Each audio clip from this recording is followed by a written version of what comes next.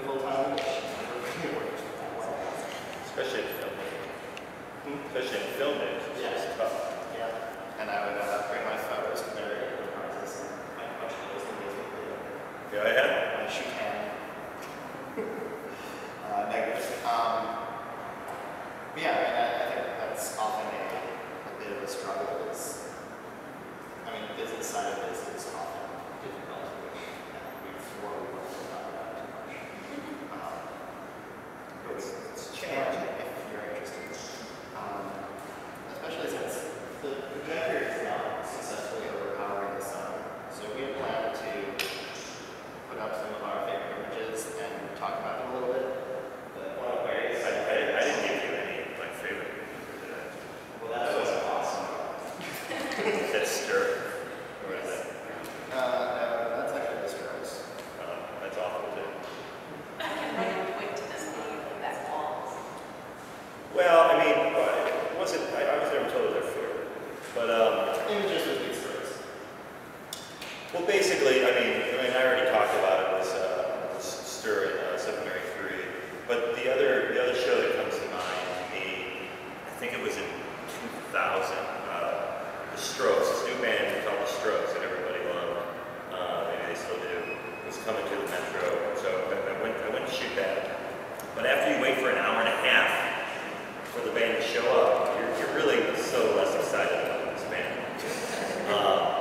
And you feel like if you leave, you know, suddenly they're going to show up. So the Tribune photographer and I were hanging out, and we were just getting antsy and antsy.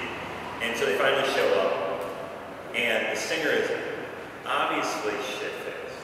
I mean, Julian is not, or on something. He's stumbling, he's kind of falling. And so whatever, I mean, you know, we're just happy the show starts. There's no light. It's all red, it's awful. Really don't know what to do. I think the Tribune photographer had a flash and just snuck that and popped it. I didn't have that. You're not supposed to do that anyway, so don't do it. But, so during the first song, Julian, I thought he was joking around. He comes up and tries to grab my camera, and I think it's kind of funny and playful. Song 2, he does it again, it's a little less playful. And song 3, I almost hit him in the head with my camera. But I didn't have to because he slipped. He almost fell into the photo pit. And again, don't ever do this, but his pass fell into the photo pit. And we're shooting, and I kind of noticed it, I kind of grabbed it, and anyway, so the Tribune photographer and I are walking out, and we're just pissed. I mean, he's more pissed than me. I mean, I was working for me. I was working for RollingStone.com, so, you know, I have nobody to explain it to, but he has, that's why so he had to get a shot. We're hanging out, and he's bitching, and I said, well, you know, I saw access back.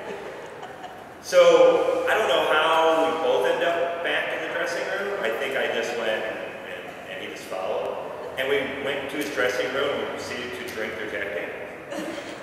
It's like, fuck you, but there you go. So while they were performing, which is amazing they hadn't left, but yeah, that's that story. That's one story I think of the Metro. I'll go on a similar vein. I was shooting in bed. Again, one of the nice things about Metro is you often catch people just as they're beginning to get noticed.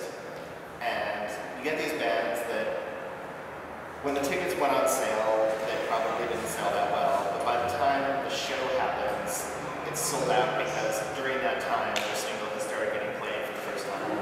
And so I was shooting Third Eye Blind, and doing an interview with them, just as Semi-Charmed Life was really kind of taking off. That's a interesting story that he's an asshole. He's an asshole, right? It's good. He's story. an absolute Good. asshole. There's no getting around that. And, but we go backstage, and there's this enormous spread of catering. Really nice food. And that is not what typically happens in the Metro.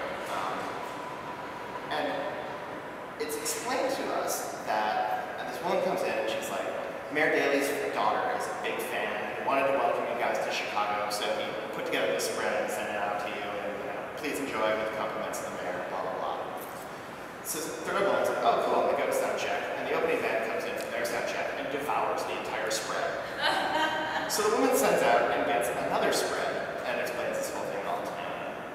It was just kind of crazy. I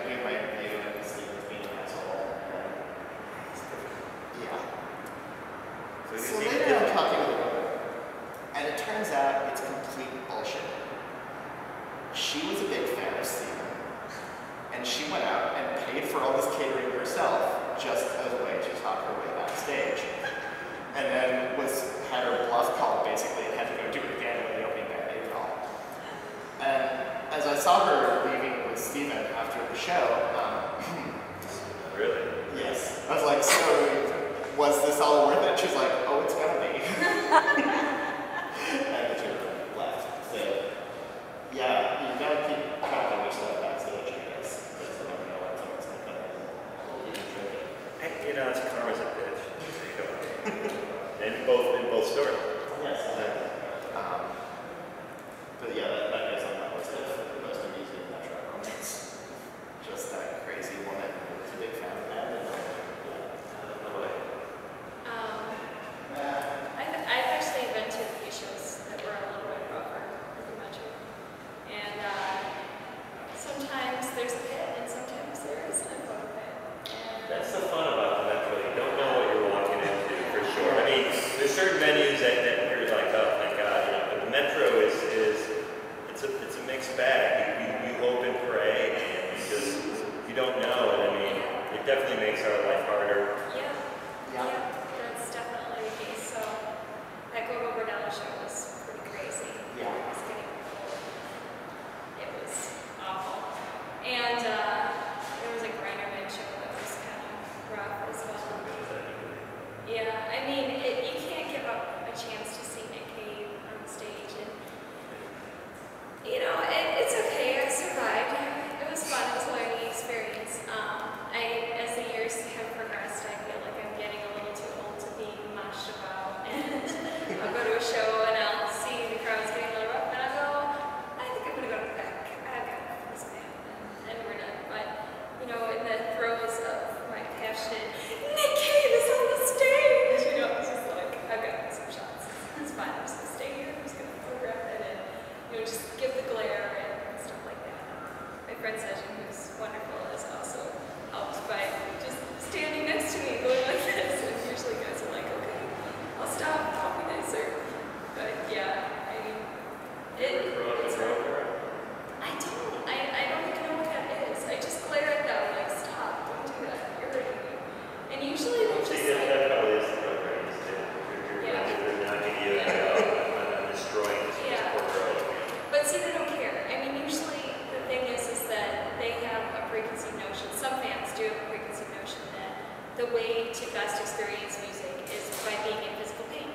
So they want to exert some physical pain on everyone around them, and then they're happier.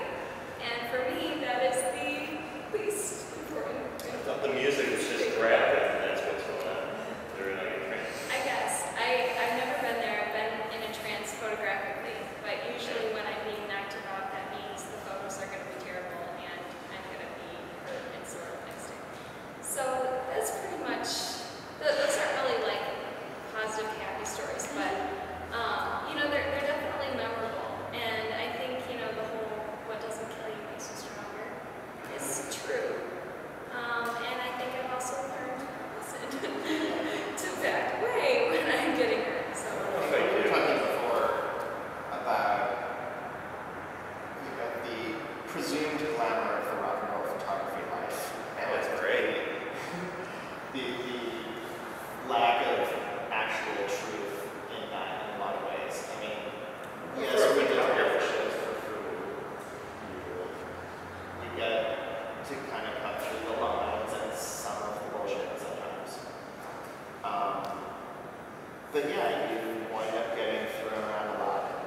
You know, you have insane amount of posse fans who just decide to spill a 2-liter Faygo root beer down your back while you're shooting, for instance.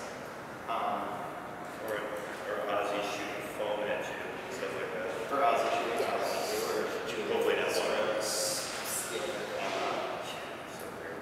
I still remember a show you and I shot at the Big one time.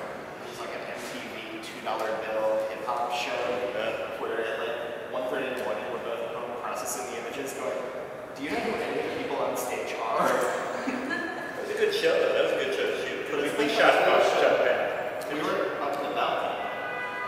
No, there was that platform, wasn't there? You know how the Vic has those I side areas? was in one of the balconies. I can't keep it. And